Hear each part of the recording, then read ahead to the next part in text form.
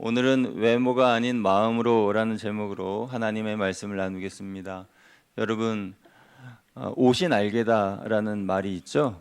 이 옷이 날개라는 말은 그 사람이 어떤 옷을 입느냐에 따라서 그 사람의 이 모습이 달라지니까 옷이 날개다라고 이야기를 합니다. 그런데 이 옷이 날개다라는 말은 그 사람의 겉모습을 바꿔주고 좋게 하는 이야기일지 몰라도 그 사람의 됨됨이, 그러니까 그 사람 속에 있는 내면까지 바꿔주지는 않습니다.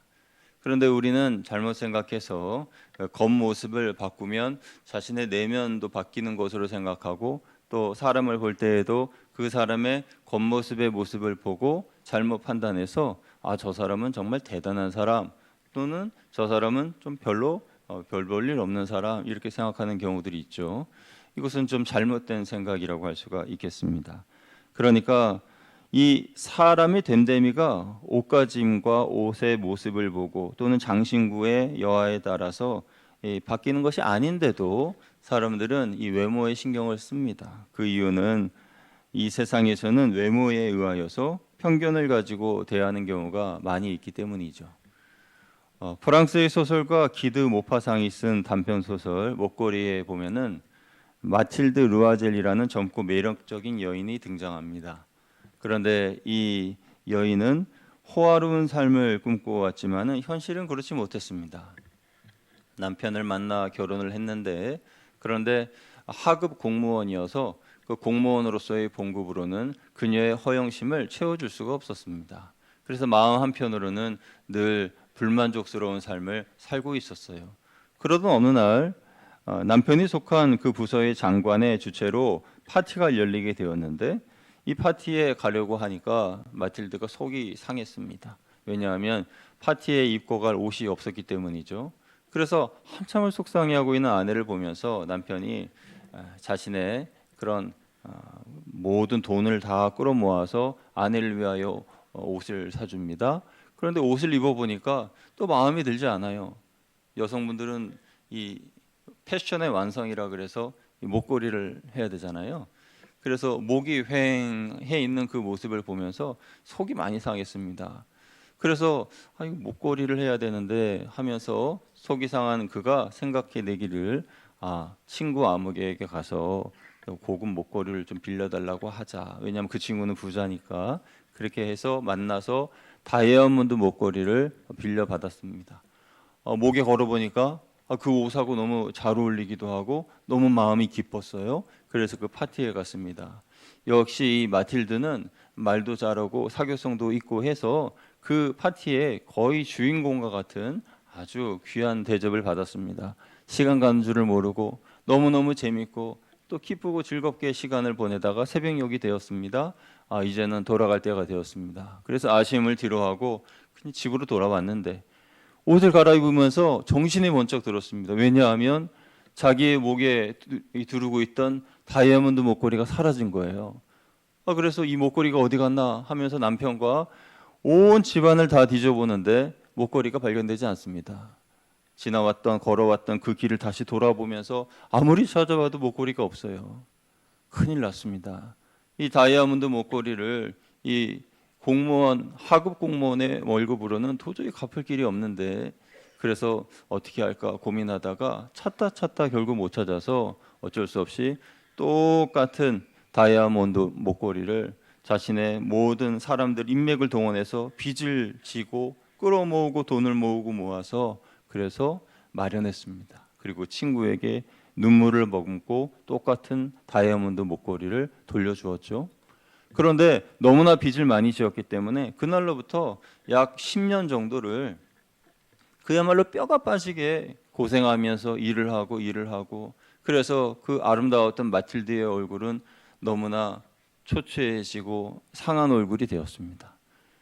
그렇게 초췌하게 10년 동안 일을 하고 겨우 그 목걸이에 대한 값을 다 갚을 정도쯤 되었을 때에 길을 지나가다가 우연히 목걸이를 빌려줬던 그 친구를 만나게 되었어요. 그 친구가 마틸드의 모습을 보며 깜짝 놀랍니다. 아니, 마틸드, 너의 그 아름다운 얼굴은 어디 갔어? 너 얼굴이 왜 이렇게 초췌해졌어? 라고 하니까 그간의 얘기를 쭉 하면서 너 목걸이를 내가 잃어버렸는데 그때 내가 만들어 주었던 그 목걸이는 내가 이 돈을 많이 빌려가지고 그래서 너에게 준 것이고 그 돈을 갚느니라고 10년이나 걸렸다 이렇게 이야기를 한 거예요. 그때 그 친구가 안타까워하면서 하는 말이 가엾은 마틸드 그 목걸이는 가짜 목걸이였어 라고 이야기를 한 거예요. 그러니까 그 가짜 목걸이를 진짜 목걸이인 줄 알고 잊어버린 그 마틸드가 어떻게 해서든지 그것을 갚기 위해서 10년이라는 시간을 그렇게 힘들게 살았던 것이죠. 여러분, 이 소설이 주는 교훈은 뭘까요? 이 불행의 원인은 어디에서부터 시작된 겁니까? 뭐 여러 가지 원인이 있을 수 있겠습니다. 뭐 첫째는 이 친구에게 솔직하게 얘기하지 못했던 것이 문제다라고 할 수도 있겠죠. 만약에 그 친구에게 친구야 미안해 나 목걸이 잃어버렸어라고 하면은 그 친구가 아유 괜찮아 그거 모조품인데 가짜야 500프랑밖에 안 돼 그렇게 이제 이야기해 줬을 텐데 그런데 그게 아니라 얘기를 하지 않았기 때문에 그게 원인이 될 수도 있고 그것보다 조금 더 거슬러 올라가면 남편이 그녀에게 옷을 사준 것이 화근이 되었을까요? 아니면 그거보다 더 좀 올라가서 남편이 그 파티에 대한 초대장을 가지고 온 것이 문제가 되었을까요? 그런 것이 문제일 수 있고 원인일 수 있지만 가장 근본적인 원인은 이 마틸드가 외모로 사람이 평가된다고 생각했던 그의 헛된 생각 때문입니다.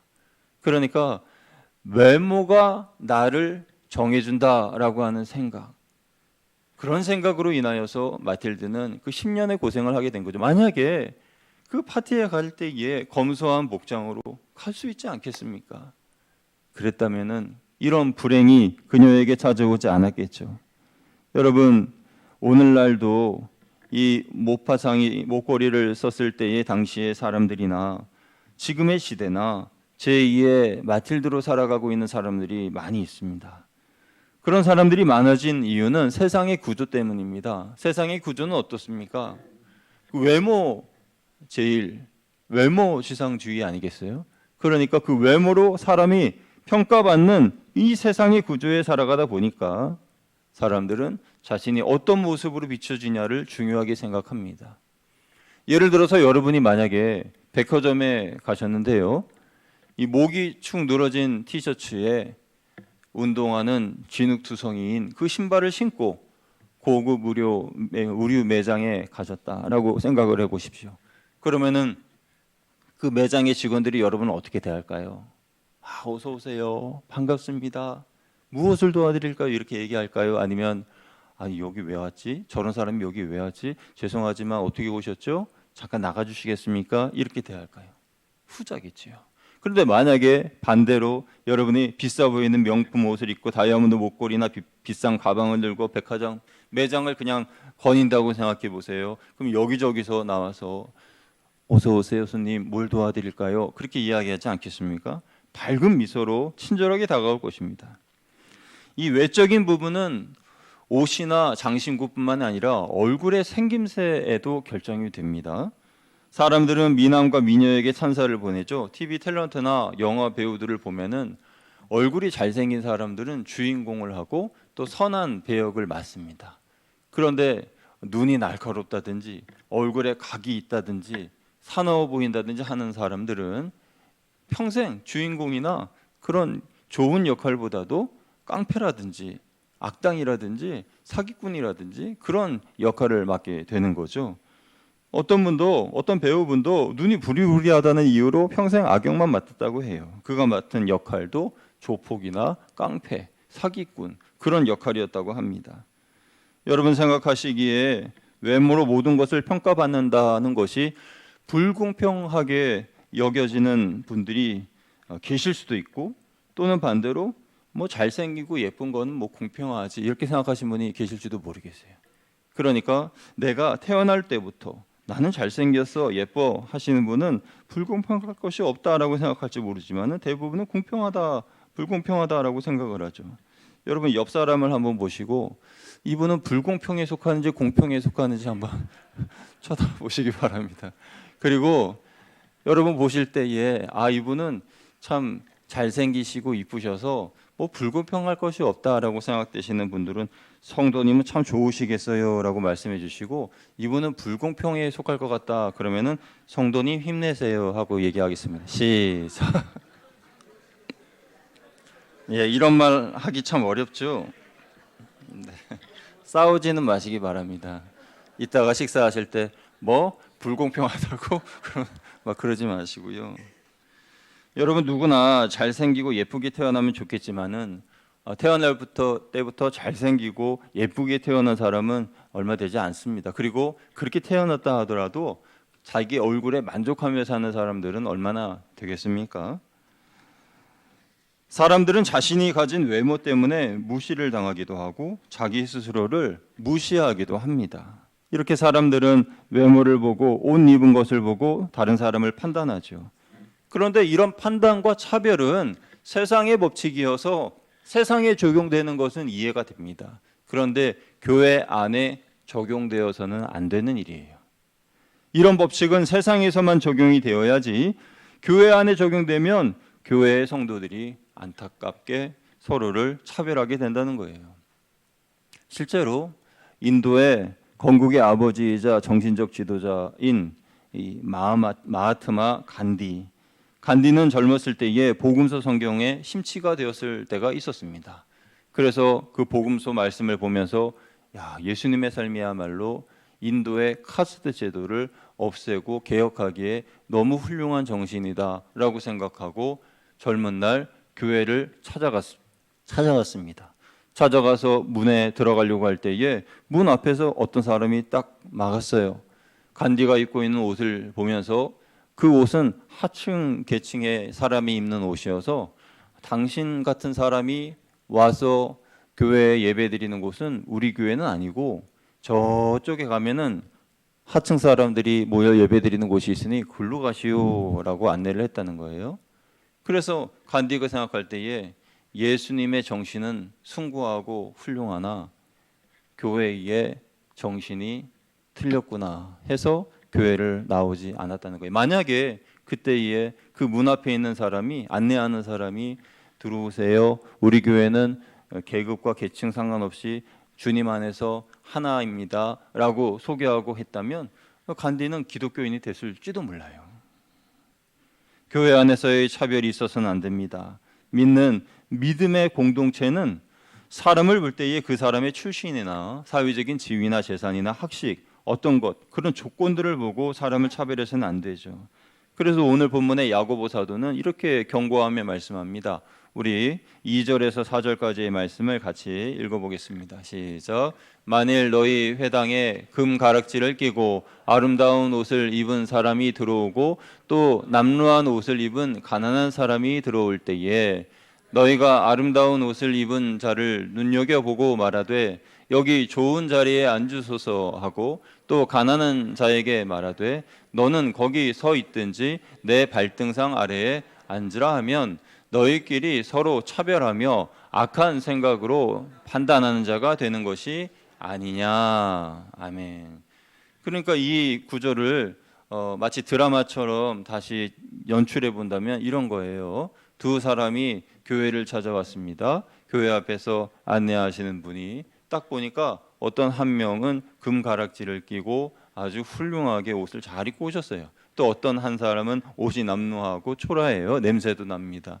그래서 그 들어온 그 첫 번째 행색도 좋고 금가락지를 낀 그 분은 앞에 회당 앞에 있는 제일 좁은 자리에 여기 앉으세요 하고 안내한 거예요. 그런데 당시의 회당은 구조가 어떠냐면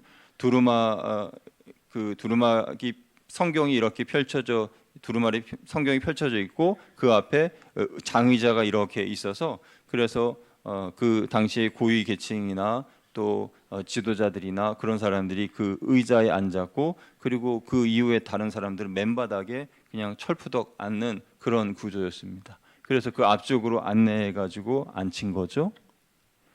그리고 난 다음에 다시 문 앞으로 가보니까 행색이 남루한 그 거린 같은 초라한 사람이 서 있습니다. 그래서 그에게는 당신은 저쪽 구석에 가서 서 있든지 아니면 이 발등상 아래 앉든지 그냥 알아서 하세요. 그렇게 이야기를 한 거예요.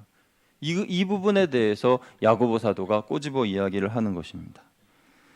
여러분, 이러한 태도, 이것은 외모로 차별하는 태도이지요. 그러면 이렇게 차별하는 태도가 왜 잘못된 것입니까?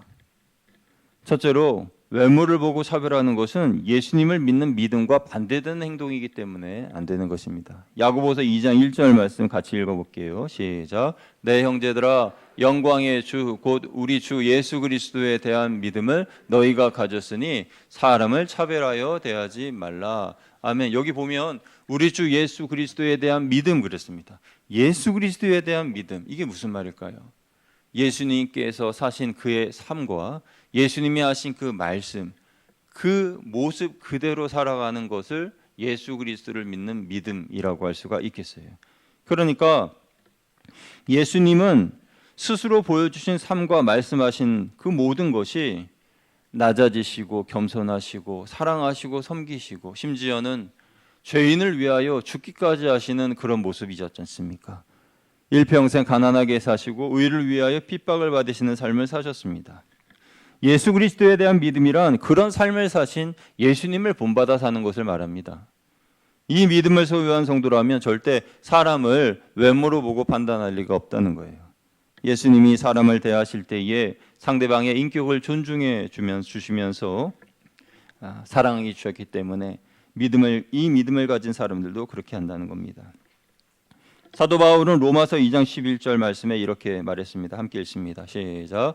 이는 하나님께서 외모로 사람을 취하지 아니하심이라. 베드로 사도도 사도행전 10장 34절에 이렇게 말하였죠. 읽습니다. 시작.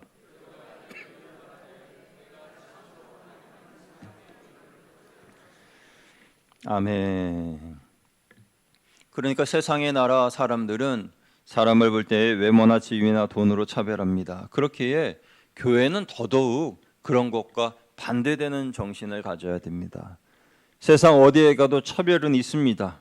그러나 교회에서만큼은 차별이 있어서는 안 됩니다. 교회는 그런 곳이 아닙니다. 교회는 모든 사람들이 다 똑같이 사랑을 받고 환영과 영접을 받아야 되는 곳이죠. 둘째로 외모로 판단해서 안 되는 이유는 외모로 판단한 것이 하나님의 뜻이 아니기 때문에 그렇습니다. 5절에서 7절 말씀 같이 읽어보겠습니다. 시작. 내 사랑하는 형제들아 들을지어다. 하나님이 세상에서 가난한 자를 택하사 믿음에 부유하게 하시고 또 자기를 사랑하는 자들에게 약속하신 나라를 상속으로 받게 하지 아니하셨느냐. 너희는 도리어 가난한 자를 업신 여겼도다. 부자는 너희를 억압하며 법정으로 끌고 가지 아니하느냐. 그들은 너희에게 대하여 일컫는 바 그 아름다운 이름을 비방하지 아니하느니라. 아멘. 이 말씀은 빈부의 격차로 인한 차별을 해서는 안 된다라는 말이에요. 가난한 사람들에 대하여 함부로 판단하거나 그들에 대하여서 함부로 하지 말라는 뜻인데요. 초대교회의 성도들은 대부분 다 가난했습니다. 교회도 안디옥 교회나 그런 몇몇 교회를 제외하고 대부분 어려웠고 특히 예루살렘 교회가 많이 힘들었습니다. 그래서 그 초대교회의 어려움, 또 가난한 사람들 많이 모여 있었지만은 그 사람들의 대부분은 주님을 향한 사랑으로 뜨거웠고 또 열심이었습니다. 초대교회 성도들은 아무것도 소유한 것이 없었지만은 천국에 대한 소망을 가지고 살았던 사람들입니다. 그런데 교회가 부흥하면서 다양한 사람들이 교회 내에 모이게 되었고 그 중에서는 부유한 자, 가난한 자, 배운 사람, 못 배운 사람, 귀족층과 천민층 이렇게 사람들이 많이 섞이게 되었습니다. 그러면은 그 교회의 리더들이 중심을 잡고 모두가 다 주 안에서 한 형제로서 이렇게 나아가야 될 텐데 사람들이 그러지 못했던 것 같아요. 그러면서 마음이 한쪽으로 치우쳐졌는데 예수 중심의 신앙에서 사람 중심의 신앙, 순수한 믿음에서 물질 중심의 그런 신앙, 그런 모습으로 바뀌게 되면서 사람의 영혼과 생명을 사랑하기보다 또 그것을 보기보다 사람의 외모를 보기 시작합니다. 그러면서 오늘 야고보 사도가 이렇게 지적을 하게 되는 것이에요. 우리가 그들처럼 실수하지 않으려면 하나님의 시각으로 사람을 보아야 됩니다. 하나님은 가난한 사람을 택하셔서 그들의 믿음을 부욕해 하셔서 하나님 나라를 그들에게 상속하게 하셨습니다. 그래서 예수님께서 말씀하시기를 심령이 가난한 자는 복이 있나니 천국에 그들의 것이미요 라고 말씀하셨어요.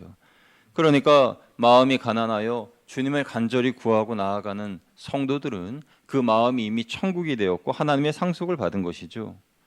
이것은 하나님께서 주신 이 하나님의 이 천국 선택권, 그것을 그들이 소유하였기 때문에 하나님의 주권에 의하여 선택받은 사람들이라 가난한 이들, 또 헐벗은 이들, 어려운 이들을 무시하게 되면 하나님의 주권을 침해하는 것과 마찬가지입니다.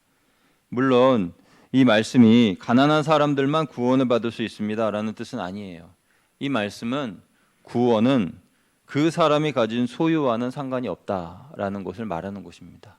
그래서 누구는 많이 가졌고 누구는 적게 가졌고 누구는 많이 배웠고 누구는 적게 배웠고 누구는 건강하고 누구는 약하고 그것을 구분짓지 말고 하나님이 사람을 보시는 그 눈으로 하나님의 시각으로 바라보아야 한다라는 것을 말하는 것입니다.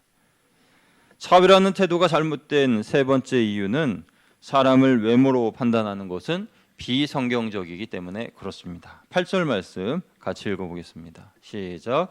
너희가 만일 성경에 기록된 대로 내 이웃 사랑하기를 내 몸과 같이 하라 하신 최고의 법을 지키면 잘하는 것이거니와. 아멘. 여기 보시면요, 내 이웃 사랑하기를 내 몸과 같이 하라 하신 이 말씀이 최고의 법이라고 말씀하셨어요. 그러니까 차별하는 사람은 이 법을 지키지 못합니다. 내 몸처럼 당신을 사랑하는 그런 사람이라면 차별 자체를 하지를 않아요.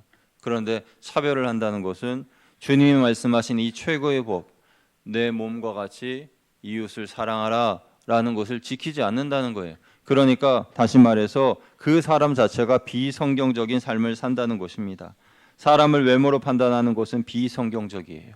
그래서 아예 차별해서는 안 되는 것이고 구분지어서도 안 되는 것입니다.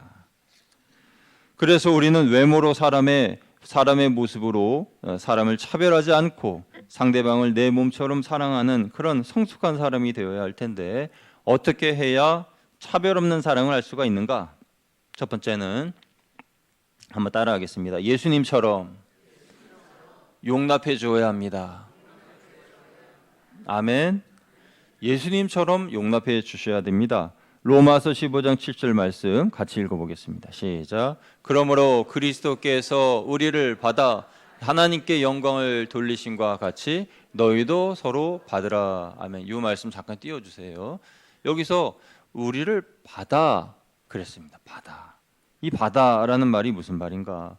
그리스도께서 우리를 받으셨다. 이 말은 우리를 차별하지 않고 있는 그대로 용납하셨다는 거예요. 그래서 있는 그대로 우리를 용납해 주신 것처럼 너희들도 서로를 받아라, 서로를 용납해 주어라 라는 그런 말씀인 것이죠.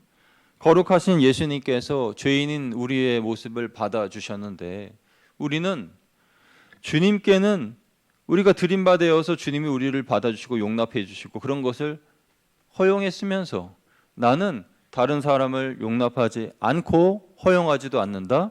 이것은 신앙인의 불신앙이죠. 이율배반적인 것입니다. 하나님이 원하시는 바가 아니죠. 그래서 우리가 차별 없는 사랑을 할 때에 첫 번째로 생각해야 할 것은 예수님처럼 용납해야 된다는 거예요. 이 예수님의 용납하심은 우리의 삶의 기준이 됩니다.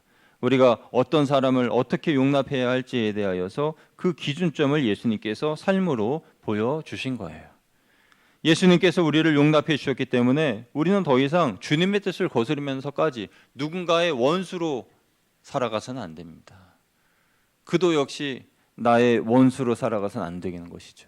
이것은 하나님이 사랑하시는 교회 공동체, 연합 공동체를 깨뜨리는 행위예요.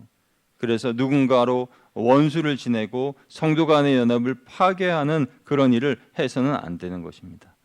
사랑하는 성도 여러분, 여러분의 마음으로 서로 용서하고 용납하기가 어렵다면 예수님의 마음이 여러분의 마음이 되시기를 주님의 이름으로 축원드립니다.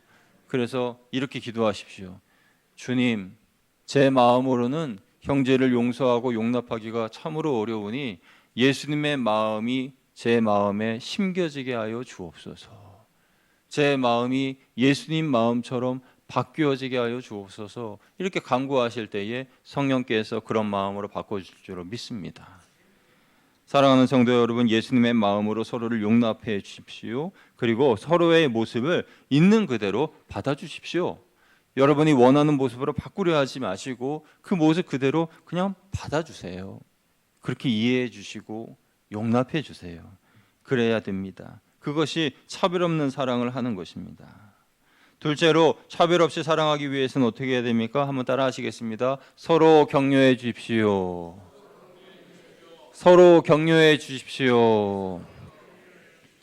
데살로니가전서 5장 11절 같이 읽습니다. 시작. 그러므로 피차 권면하고 서로 덕을 세우기를 너희가 원하는 것 같이 하라. 아멘. 권면하고 덕을 세우는 것, 이것이 격려입니다. 그런데 이 격려라고 하는 것은요, 말로만 하는 것이 아니에요. 아유, 참 잘하십니다. 참 훌륭하십니다. 수고 많으시죠. 하고 이 말로서 표현하는 것도 좋지만은 말이 아니라 여러분의 미소로, 여러분의 환한 웃음으로 격려하실 수 있어요. 그래서 상대방이 어떤 모습을 보였을 때 환하게 웃으면서 예, 아유, 예, 감사합니다. 그러면 이제 그게 이제 격려가 되는 거예요. 그래서 식사할 때에도 우리가 이제 배식 창고 앞을 지나갈 때에 여전도에 분들이 음식을 잘 준비해 가지고 이렇게 탁 해주실 때 아이고 맛있겠다 하면서 이제 싹 웃으면서 미소를 띄워주시면은, 그러면은 일하시는 분들에게 격려가 되는 거예요. 그렇게 하실 분만 아멘. 예, 안 하실 것처럼 보여요. 이런 표정이. 그래서 이따가 식사하실 때에 그냥 이게 다 하지 마시고, 아유, 오늘 밥을 왜 이렇게 맛있게 했어요? 기름이 잘잘잘 흐르고 너무 맛있어 보이네. 야, 이거 국이 진짜 맛있네. 이렇게 하셔야 돼요. 그게 격려가 됩니다. 이 차량 안내하시는 분 쫙 내리실 때에도 아유, 수고 많으십니다 하고, 그게 이제 격려고, 이 격려가 우리 성도가 안에 넘쳐나야 되는 거예요. 그런데 이 격려라는 것은 이 따뜻한 말 그리고 행동, 이 모습으로도 하지만은 비난하고 비판하지 않는 것도 격려입니다. 세상은 누군가를 비난하고 비판하고 깎아내리는 것을 좋아해요. 그래서 정상에 있는 사람들 비난하고 댓글 달고 그러면서 또 저 나라 떨어뜨리려고 하는 그런 것이 인간의 본성인데, 우리는 그렇게 하지 말고 못해도 잘한다, 좀 섭섭해도 괜찮다, 그리고 좀 부족한 것이 있어도 그 정도면 참 잘하고 있는 거예요, 훌륭해요 하고 그렇게 격려하고 또 용납하고 수고하는 분들에게 따뜻한 웃음을 보내주어야 됩니다. 우리가 예배 드릴 때에도 옆자리에 앉은 분들에게 따뜻한 미소와 반가운 인사말로도 충분히 격려가 될 수 있어요.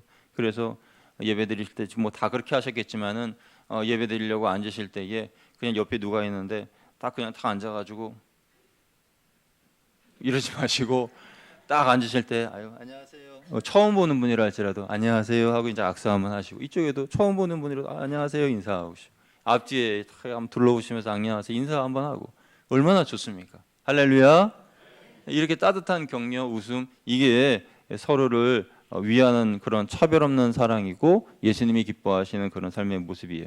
셋째로, 차별 없는 사랑의 실천 방안으로는 조금 더 적극적인 긍휼을 베풀어야 됩니다. 따라하시겠습니다. 긍휼을 베풀어야 합니다.